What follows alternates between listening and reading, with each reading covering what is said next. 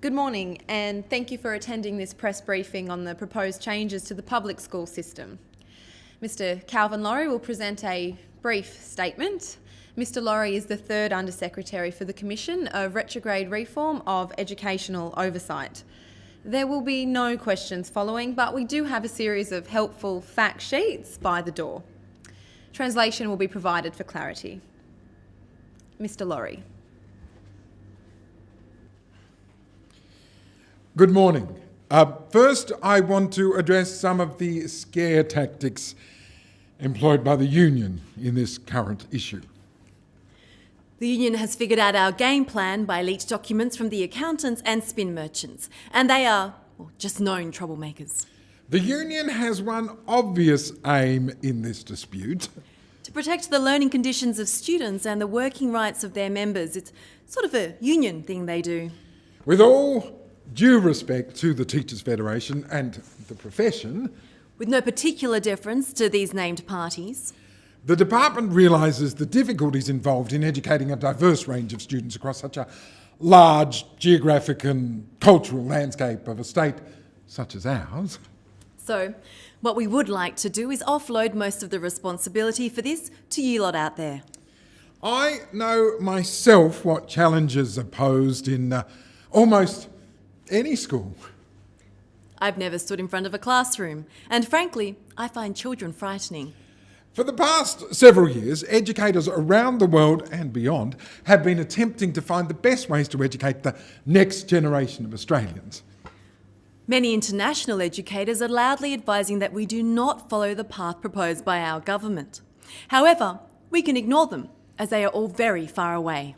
We have been eagerly searching for new models of evidence-based, student-focused platforms that allow teachers to better and more efficiently go forward with a systematic method of education in a fast-moving and evolving world.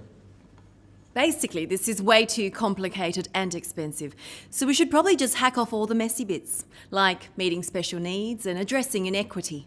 In March 2012, the government announced a major reform of the educational system. It was announced by Treasury at the urging of financial consultants and eagerly embraced by senior officials such as myself. We have made major changes within the department to reduce bureaucracy and streamline our own operational processes to better attend to the needs of the profession and reflect the mandate given to us by government. We've slashed hundreds of positions and are now poised to hand over to your local schools all the work that they once did. At the same time, we have recreated a number of our own roles with much grander titles for ourselves. But we want to assure you that there will be no cuts to funding of schools. In fact, schools will see more funding under this system than ever before, and we'll have control over up to 70% of the total public school educational budget.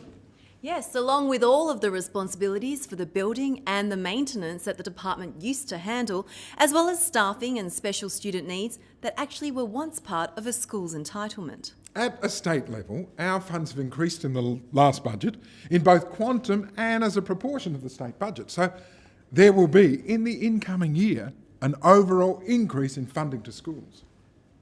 This year's state budget increase does not even keep up with inflation. In order to distribute this massive increase in funding, we've developed the Resource Allocation Model, or RAM. We're launching a new campaign with the slogan, RAM, we've upped our budget, up yours, to inform parents and the community about this exciting new program. RAM will divide up the overall budget in an equitable way between all schools in the system to make sure every child is treated equally, student-focused. So where there were once teaching positions defined by specific student needs and the staffing agreement, schools will now be given buckets of money from which they will have to divvy up funds for teachers, building upkeep and special student needs. It will be your fault if it all goes pear-shaped. We're implementing an advanced program, the LMBR, to replace the ageing management software we used across the state for school operations. This system uses the power of computers to assess each student's needs and report back to the department how funding should be allocated to the particular school. Well, this breaks free of a one-size-fits-all system. Instead of teachers individually assessing a student's needs, a computer program will now place your child in one of a number of predetermined slots. If your child falls outside these parameters, we suggest you find your own support, or perhaps a different child. At the national level, the Gonski Review has recommended all manner of exciting reforms and suggestions for improving the substantive experience of both students and teachers for the future of Australia, and our place on the international playing field of academics, business and cultural achievement.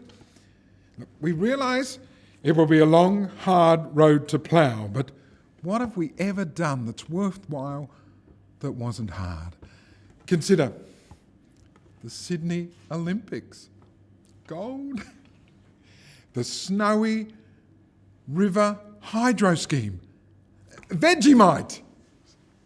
See, Gonski doesn't really have anything to do with our strategy, but it's a convenient smokescreen to hide the cuts behind.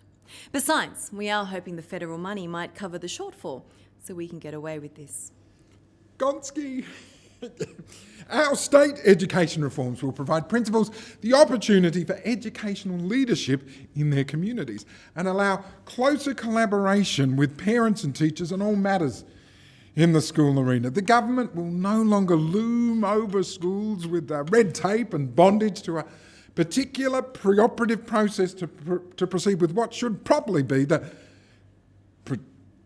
prerogative and purview of principals. Since principals will now be responsible for much more than just the educational needs of their school, parents and the community will need to step in to make sure each school is properly resourced. Principals will need to sort out much more of their staffing needs, as many mandated and executive positions will be dropped or traded off. Now, parents will be able to more directly access local principals and teachers concerning the needs of their children. In the first instance, the contact is always the local school. We expect local schools to field everything now, so we can step back and not carry the responsibility for all this big, huge school thing. Plus, as a bonus, politicians can now say, oh, that's not my responsibility. We gave all the power to the principals. Again, look, I want to emphasise that this is all about the learning needs of students and the future of children who will later become adults and citizens of Australia. Then more children come and, it's not going to end, so we need to sort it out. Basically, we found from experience that good education tends to cost something. So if we chop things down, reduce pay in real terms, and make communities ultimately responsible for the resources of their school, it costs a heap less. Principals and parents are surely smart enough to decide what they can do without. So please, don't listen to the union or the few disgruntled teachers that are attempting to disrupt the path of progress. We're on the upward climb here, and we need your support as parents, community members, members of parliament, students, clergy, newspaper barons, and all the good people of this nation. So though teachers have come out in the streets in their tens of thousands to mark their disapproval of these reforms, well, that's really irrelevant. What do teachers really know about education anyway? What we really need to do is sell this to everyone else. I hope that this has clarified matters for everyone and put to rest the misinformation and misdirection out there right now that, only muddles what should be a clear stream of knowledge. Really, this would be a lot simpler if people would just do as we say and not ask too many questions. Trust your government. Trust. Thank you. Seems I've run out of words.